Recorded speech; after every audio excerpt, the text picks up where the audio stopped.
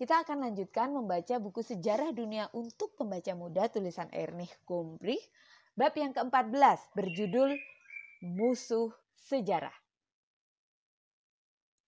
Barangkali kau termasuk orang yang menganggap sejarah itu membosankan. Nah, bacalah cerita berikut, kau pasti senang. Pada waktu Hannibal berada di Italia, artinya tak lama setelah tahun 220 sebelum Masehi, Cina diperintah oleh seorang kaisar yang tidak suka sejarah. Maka pada tahun 213 sebelum Masehi dikeluarkannya titah agar semua kitab sejarah, semua dokumen dan catatan lama dibakar. Begitu juga semua buku lagu dan syair, semua tulisan Konghucu dan Lao-Tzu. Pendek kata, semua karya tulis yang tidak mempunyai nilai praktis. Sang kaisar hanya mengizinkan buku-buku yang membahas pertanian atau hal-hal lain seperti itu yang dianggap bermanfaat. Orang yang kedapatan memiliki buku lain akan dihukum mati. Kaisar tersebut bernama Qin Shi Huangdi, salah seorang pahlawan perang terbesar yang pernah ada. Ia tidak lahir sebagai putra kaisar, melainkan anak salah seorang pangeran yang sebelumnya sudah kuceritakan itu, para pangeran yang berkuasa di provinsi-provinsi. Namun, dialah yang akan menjadi kaisar Cina pertama. Provinsi yang diperintahnya bernama Qin, dan nama yang sama dipakai juga oleh keluarganya. Kemungkinan besar dari nama itu diturunkan pula nama yang dipakai untuk seluruh negara sampai sekarang. Cina. Memang cukup beralasan untuk menamakan seluruh Cina berdasarkan nama pangeran yang berkuasa di Qin. Ia tidak hanya merebut provinsi demi provinsi sampai menjadi penguasa di seluruh negeri, melainkan ia juga memperbarui tata negaranya. Seusai menyingkirkan para pangeran yang lain, ia menerapkan penataan yang sama sekali baru di negara yang sangat luas itu. Itulah mengapa kenangan akan masa lalu ingin dihapuskannya sama sekali, agar ia benar-benar dapat memulai babak yang baru. Cita-citanya agar Cina menjadi karyanya seorang diri saja, mulai dari nol.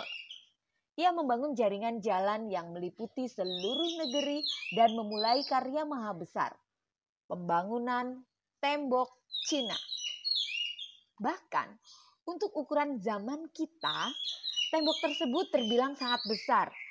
Benteng batu tebal yang terbentang melalui dataran dan lembah-lembah, melewati gunung-gunung dan perbukitan, menjulur simetris di kedua sisinya menyusuri perbatasan sepanjang 2000 km. Dilengkapi dengan benteng-benteng penembak dan menara-menara tinggi.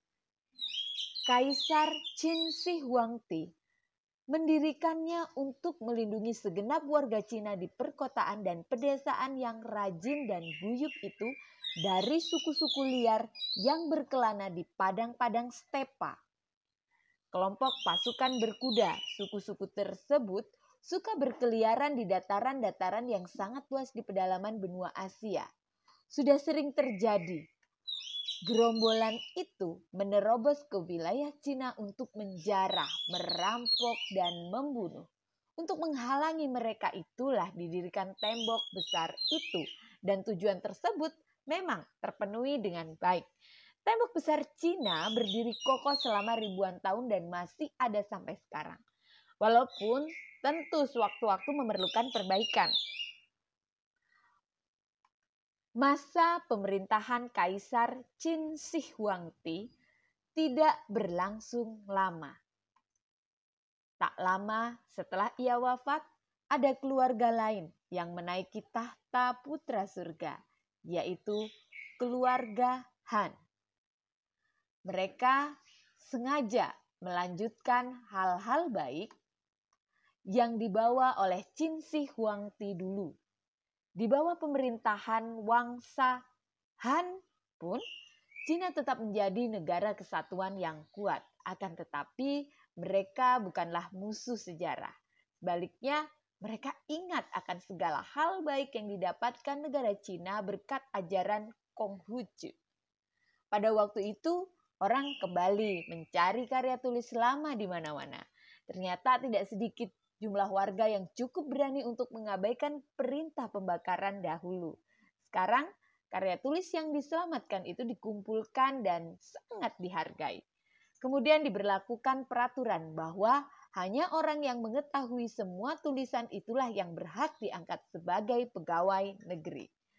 Sebetulnya, Cina merupakan satu-satunya negara di dunia di mana tampuk pemerintahan selama berabad-abad tidak dipegang oleh kaum bangsawan.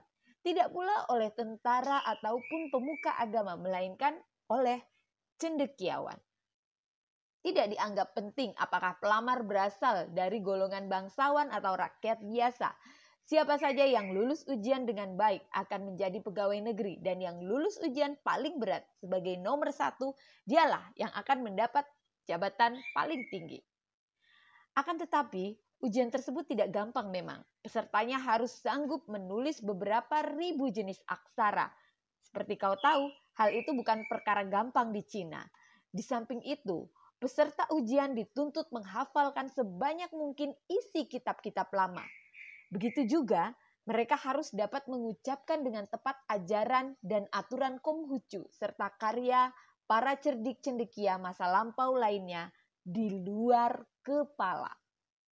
Jelas sudah bahwa aksi pembakaran buku yang dilancarkan oleh Qin Shi Huangdi tidak berhasil.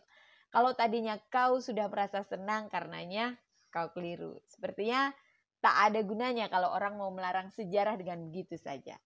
Sebab siapa yang ingin menciptakan sesuatu yang baru justru harus mengenal yang lama dengan baik.